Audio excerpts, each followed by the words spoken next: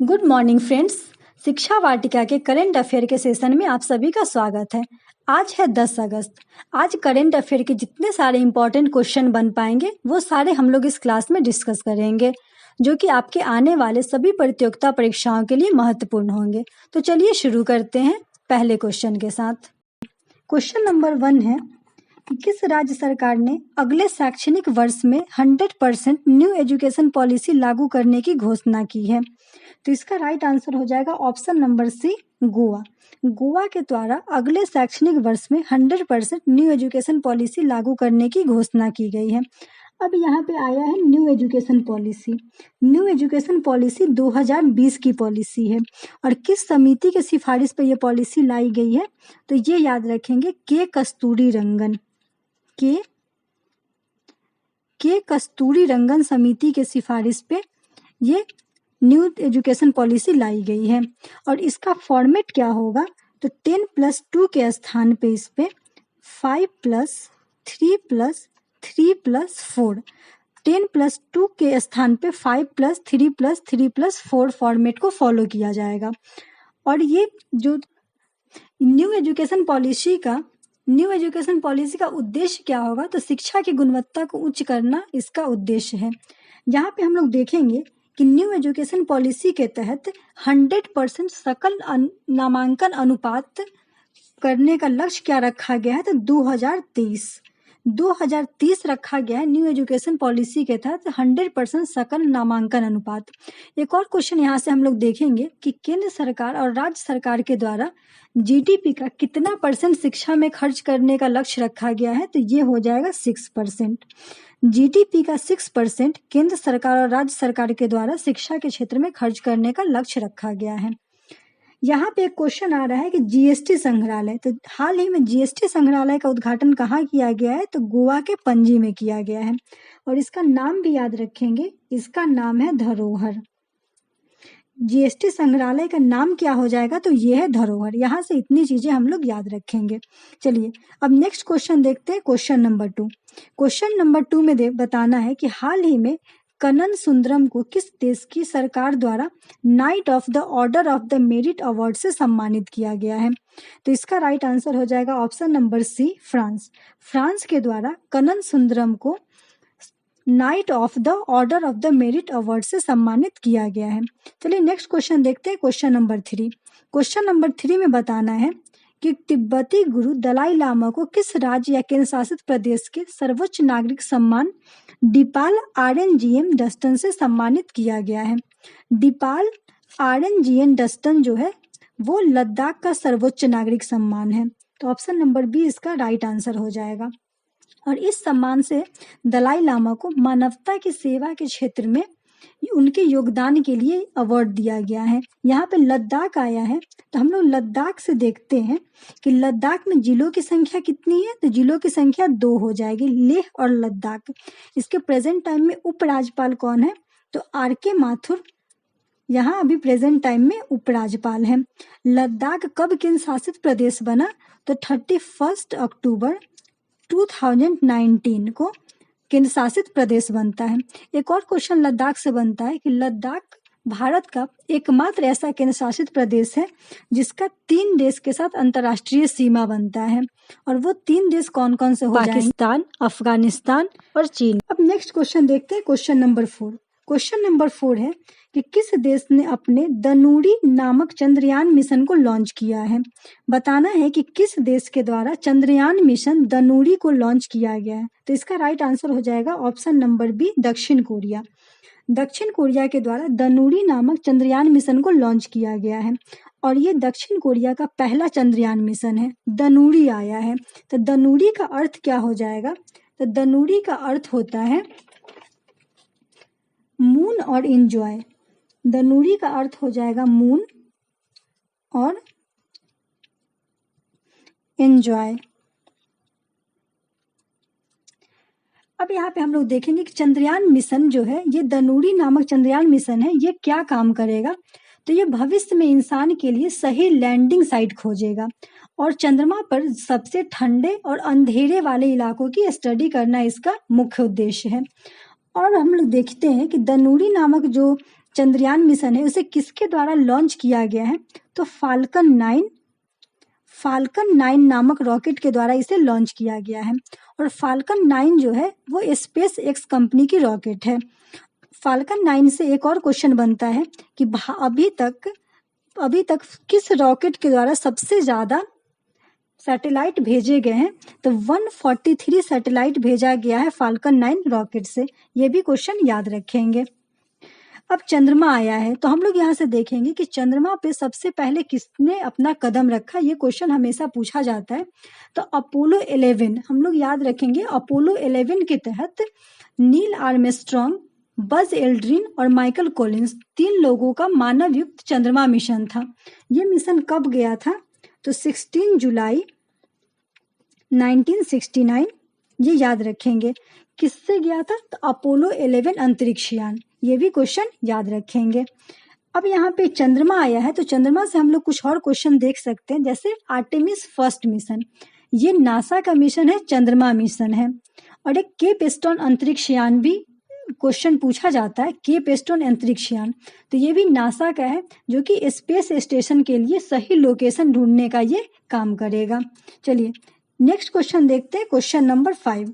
Question number 5 में बताना है कि भारत ने कहाँ अपने पहले हिमालय मसाला उद्यान का उद्घाटन किया गया है। भारत के पहले हिमालय मसाला उद्यान का उद्घाटन कहाँ किया गया है, तो इसका राइट आंसर हो जाएगा रानीखेत। रानीखेत कहाँ है, तो उत्तराखंड में है। और ये पहला हिमालय मसाला उद्यान होगा और ये जापान इंटरनेशनल कोऑपरेशन एजेंसी के सहयोग से स्थापित किया गया है। इसका उद्घाटन किसके द्वारा किया गया है, तो शेखर पाठक। ये भी याद रखेंगे, शेखर पाठक के द्वारा इसका उद्घाटन किया गया है। और शेखर पाठक कौन है, तो ये इतिहासकार एवं पद्मश्री विजेता है।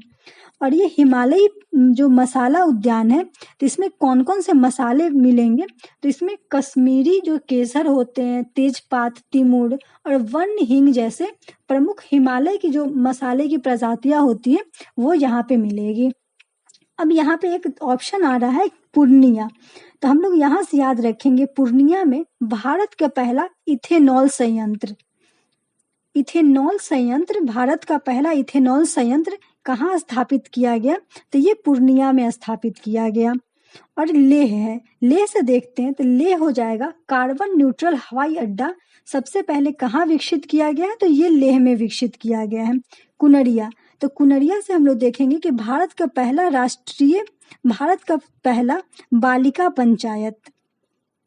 बालिका पंचायत की शुरुआत कहाँ से की गई है, तो ये हो जाएगा कुनरिया, गुजरात। इतना क्वेश्चन हम लोग यहाँ से याद रखेंगे। चलिए अब नेक्स्ट क्वेश्चन देखते हैं हम लोग, क्वेश्चन नंबर 6। क्वेश्चन नंबर 6 है, किस देश के द्वारा दुनिया का पहला कृत्रिम भ्रूण विकसित किया गया है। इसमें बताना है कि दुनिया का पहला कृत्रिम भ्रूण किसके द्वारा विकसित किया गया है, तो इसका राइट आंसर हो जाएगा option number B, Israel. Israel के द्वारा दुनिया का पहला कृत्रिम भ्रूण विकसित किया गया है। और ये किसके द्वारा विकसित किया गया है, तो विजमैन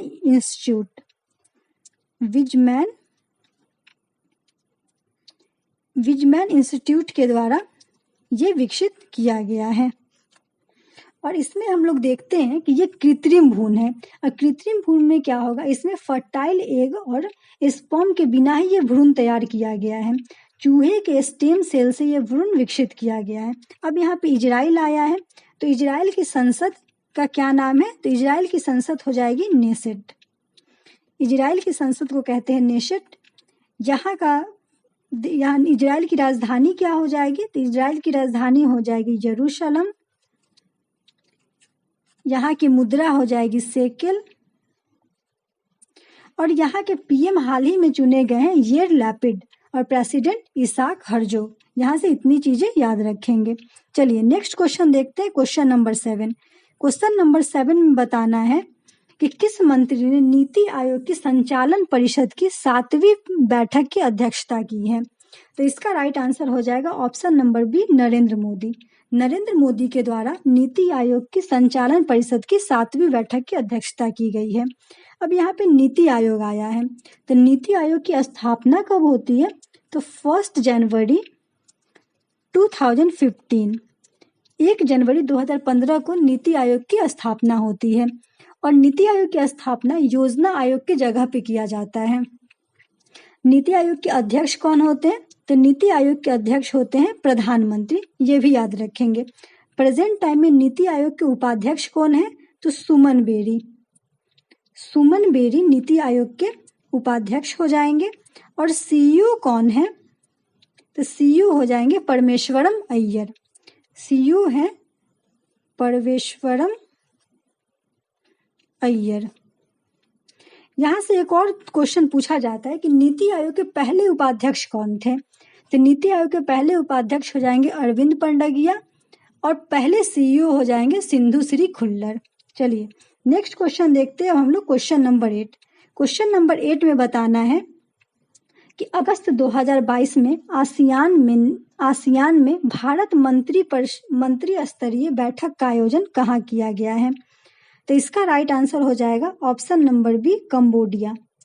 कंबोडिया में आसियान में भारत मंत्री स्तरीय बैठक का आयोजन किया गया है। आसियान आया है, तो आसियान की स्थापना कब होती है? 1967। आसियान की स्थापना होती है 1967। इसका हेडक्वार्टर कहाँ है? तो जकार्ता इसका हेडक्वार्टर हो जाएगा। आसियान का हेडक्वार्टर जकार्ता है। और आसियान में अभी टोटल कितने मेंबर हैं? तो आसियान में टोटल 10 मेंबर हो जाएंगे। नेक्स्ट क्वेश्चन, क्वेश्चन नंबर 9 देखेंगे। 5 से 11 अगस्त 2022 तक कौन सा मंत्रालय बढ़े चलो अभियान आयोजित कर रहा है? तो इसका राइट आंसर हो जाएगा ऑप्शन नंबर सी, संस्कृति मंत्रालय। संस्कृति मंत्रालय के द्वारा बढ़े चलो अभियान आयोजित किया जा रहा है। अमृत महोत्सव के अंतर्गत बढ़े चलो अभियान आयोजित किया जा रहा है और इसका उद्देश्य क्या होगा? तो देश के युवाओं से जुड़ने और उनमें देशभक्ति की गहरी भावना पैदा करने के लिए इसकी शुरुआत की गई है। अब यहाँ पे बढ़े चलो अभियान आया है, तो यहाँ से 1-2 और अभियान देख लेंगे। जैसे चिराग योजना, हम लोग कल के वीडियो में कवर करे थे चिराग योजना। ये हरियाणा की योजना है और आर्थिक रूप से कमजोर वर्ग के छात्रों को मुफ्त शिक्षा प्रदान करने के लिए चिराग योजना चलाया गया है। चिराग योजना हरियाणा के द्वारा। एक हम लोग देखते हैं स्कूल चलो योजना। स्कूल चलो अभियान जो है, स्कूल चलो अभियान किसके द्वारा शुरू किया गया है? तो यूपी के द्वारा, उत्तर प्रदेश के द्वारा स्कूल चलो अभियान शुरू किया गया है। और इसका मुख्य उद्देश्य क्या है? तो 100% नामांकन सुनिश्चित करना इसका मुख्य उद्देश्य हो जाएगा। एक और हम लोग देखते हैं इंडिया की उड़ान। इंडिया की उड़ान किसके द्वारा शुरू किया गया है? तो इंडिया की उड़ान गूगल के द्वारा शुरू किया गया है आज़ादी की 75वीं वर्षगांठ के अवसर पे। ये भी क्वेश्चन हम लोग ध्यान रखेंगे, इंडिया की उड़ान गूगल द्वारा। चलिए अब हम लोग नेक्स्ट क्वेश्चन देखते हैं, क्वेश्चन नंबर 10। क्वेश्चन नंबर 10 में बताना है किस राज्य ने अपने प्रत्येक जिले में एक संस्कृत ग्राम विकसित करने का निर्णय लिया है? एक संस्कृत ग्राम विकसित करने का निर्णय किस राज्य के द्वारा लिया गया है? तो इसका राइट आंसर हो जाएगा उत्तराखंड के द्वारा संस्कृत ग्राम विकसित करने का निर्णय लिया गया है। और इसका उद्देश्य क्या है? तो नई पीढ़ी अपनी जड़ों तक, नई पीढ़ी को, इसका उद्देश्य क्या है? तो नई पीढ़ी को अपनी जड़ों तक ले जाना और देश से विदेश आने वाले लोगों के लिए भारत की प्राचीन संस्कृति की झलक पेश करना इसका मुख्य उद्देश्य है। और संस्कृत उत्तराखंड की दूसरी आधिकारिक भाषा है, ये भी याद रखेंगे। सेकंड आधिकारिक जो भाषा है वो संस्कृत हो जाएगी। उत्तराखंड को देवों की भूमि कहा जाता है। और उत्तराखंड में जिलों की संख्या कितनी है? तो जिलों की संख्या 13 है। यहाँ पे कुछ और योजनाएं हैं, हम लोग देख लेंगे। मिशन हौसला, तो मिशन हौसला का संबंध उत्तराखंड से है। मिशन हौसला का संबंध है उत्तराखंड से। अटल आयुष्मान योजना, तो अटल आयुष्मान योजना का संबंध भी उत्तराखंड से हो जाएगा। और यहाँ पे 2 क्वेश्चन है, मुख्यमंत्री वात्सल्य योजना और मिशन वात्सल। तो इसमें कंफ्यूज नहीं होना है। मुख्यमंत्री वात्सल्य योजना उत्तराखंड की योजना है और अगर मिशन वात्सल्य पूछा जाए तो ये महाराष्ट्र की योजना है, ये महाराष्ट्र सरकार की योजना है। तो मुख्यमंत्री वात्सल्य योजना उत्तराखंड की और मिशन वात्सल्य महाराष्ट्र की। यहाँ से इतनी चीजें याद रखेंगे। चलिए अब हम लोग नेक्स्ट क्वेश्चन देखते हैं, क्वेश्चन नंबर 11। क्वेश्चन नंबर 11 में बताना है कि हाल ही में किसके द्वारा मिस इंडिया यूएस 2022 का खिताब जीता गया है। तो इसमें से कोई भी राइट आंसर नहीं है, मैं आपको यहाँ पे राइट आंसर लिख दे रही हूँ। इसका राइट आंसर हो जाएगा आर्या वाल्वेकर। इसका राइट आंसर हो जाएगा आर्या वाल्वेकर। ये ऑप्शंस में गलत टाइप हो गया। चलिए देखेंगे मिस इंडिया यूएसए 2022 का खिताब किसने जीता है। तो आर्या वाल्वेकर के द्वारा मिस इंडिया यूएसए 2022 का खिताब जीता गया है। यहाँ पे ऑप्शंस देख लेते हैं। ये सारे कोई ना कोई खिताब जीते हुए हैं, जैसे खुशी पटेल। तो खुशी पटेल के द्वारा मिस इंडिया वर्ल्ड वाइड 2022 जीता गया है। मिस इंडिया वर्ल्ड वाइड 2022 का खिताब खुशी पटेल के द्वारा जीता गया है। हरनाज संधू तो मिस यूनिवर्स 2021 का खिताब हरनाज संधू ने जीता है। सिनी शेट्टी, तो सिनी शेट्टी का संबंध हो जाएगा Femina miss India 2022। Femina miss India 2022 सिनी शेट्टी। और वैदेही डांगड़े, तो वैदेही डांगड़े 2021 की मिस इंडिया यूएसए का खिताब वैदेही डांगड़े ने जीता था। नेक्स्ट यहाँ पे देखते हैं मिस वर्ल्ड 2021 कैरोलिना बिलावास्का और मिसेज वर्ल्ड 2022 शाइलिन फोर्ड। यहाँ से इतनी क्वेश्चन हम लोग याद रखेंगे। चलिए नेक्स्ट क्वेश्चन अब हम लोग देखते हैं क्वेश्चन नंबर 12। क्वेश्चन नंबर 12 में बताना है कि हाल ही में किस केंद्रीय मंत्री ने एक जिला एक उत्पाद उपहार सूची का डिजिटल संस्करण लॉन्च किया है। तो इसका राइट आंसर हो जाएगा option number A Piyush Goyal. Piyush Goyal के द्वारा एक जिला एक उत्पाद उपहार सूची का डिजिटल संस्करण लॉन्च किया गया है। यहाँ पे कुछ और ऑप्शन है, जैसे मनसुख मंडाविया, तो ये स्वास्थ्य मंत्री हैं मनसुख मंडाविया। चलिए अब हम लोग नेक्स्ट क्वेश्चन देखते हैं क्वेश्चन नंबर 13। क्वेश्चन नंबर 13 में बताना है कि भारत के 75वें ग्रैंड मास्टर कौन बने। भारत के 75वें ग्रैंड मास्टर कौन बने। तो इसका राइट आंसर हो जाएगा option number C V Pranay. V Pranay Bharat के 75वें ग्रैंड मास्टर बने। भरत सुब्रमण्यम, तो भरत सुब्रमण्यम 73वें ग्रैंड मास्टर हैं। राहुल श्रीवास्तव, तो राहुल श्रीवास्तव 74वें ग्रैंड मास्टर हो जाएंगे। डी मुकेश, तो डी मुकेश गेलफेड चैलेंज 2021 के विजेता हैं। गेलफेड चैलेंज 2021, गेलफेड चैलेंज 2021 के विजेता है डी मुकेश। यहाँ पे ग्रैंड मास्टर आया है, तो यहाँ पे कुछ और क्वेश्चन देखते हैं कि भारत के पहले ग्रैंड मास्टर कौन है। तो भारत के पहले ग्रैंड मास्टर हो जाएंगे विश्वनाथन आनंद। इनकी पुस्तक का नाम भी याद रखेंगे, इनकी पुस्तक का नाम है माइंड मास्टर। अगर पूछा जाता है कि भारत की पहली महिला ग्रैंड मास्टर कौन है, तो ये हो जाएगी विजय लक्ष्मी। विजय लक्ष्मी भारत की पहली महिला ग्रैंड मास्टर है। एक और क्वेश्चन देखते हैं, अगर पूछा जाएगा कि विश्व में सबसे कम उम्र के ग्रैंड मास्टर कौन है, विश्व के सबसे कम उम्र के ग्रैंड मास्टर कौन है, तो ये हो जाएंगे अभिमन्यु मिश्रा। अभिमन्यु मिश्रा, ये भी याद रखेंगे। चलिए नेक्स्ट क्वेश्चन हम लोग देखते हैं क्वेश्चन नंबर 14। क्वेश्चन नंबर 14 में बताना है कि हाल ही में आरबीआई ने किस बैंक पर 32 लाख रुपए का जुर्माना लगाया है।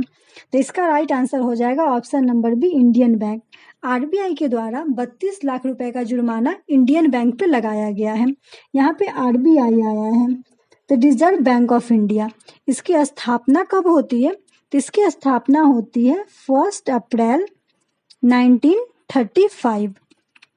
और इसे राष्ट्रीयकृत नेशनलाइज कब किया जाता है, तो ये हो जाएगा 1 जनवरी 1949। इसका हेडक्वार्टर कहाँ है, तो इसका हेडक्वार्टर हो जाएगा मुंबई।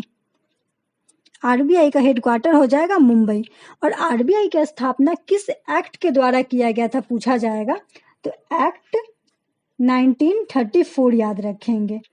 एक्ट 1934 के द्वारा आरबीआई की स्थापना की गई थी। अगर क्वेश्चन पूछा जाता है कि आरबीआई की स्थापना किस आयोग की सिफारिश पे किया जाता है, तो यंग हिल्टन आयोग याद रखेंगे। यंग हिल्टन आयोग के सिफारिश पे आरबीआई की स्थापना की जाती है। आरबीआई को बैंकों का बैंक कहा जाता है। आरबीआई जो कोई भी बैंक है, किसी भी बैंक को लाइसेंस देना हो, उसका लाइसेंस समाप्त करना हो, ये सारी जिम्मेवारी आरबीआई की होती है। और आरबीआई के द्वारा प्रत्येक 2 महीने पे मौद्रिक नीति जारी की जाती है। ये सारे क्वेश्चंस याद रखेंगे। नेक्स्ट क्वेश्चन देखते हैं, क्वेश्चन नंबर 15। राजस्थान के किस स्थान पर हाल ही में सैंड आर्ट पार्क बनकर तैयार हुआ है? सैंड आर्ट पार्क बनकर किस स्थान पे तैयार हुआ है? तो इसका राइट आंसर हो जाएगा option number B, Pushkar. Pushkar में, राजस्थान के पुष्कर में हाल ही में सैंड आर्ट पार्क बनकर तैयार हुआ है। यही था आज का सेशन। अगर आपको ये वीडियो अच्छा लगे तो ज़्यादा से ज़्यादा लोगों को शेयर करेंगे। आज के लिए धन्यवाद।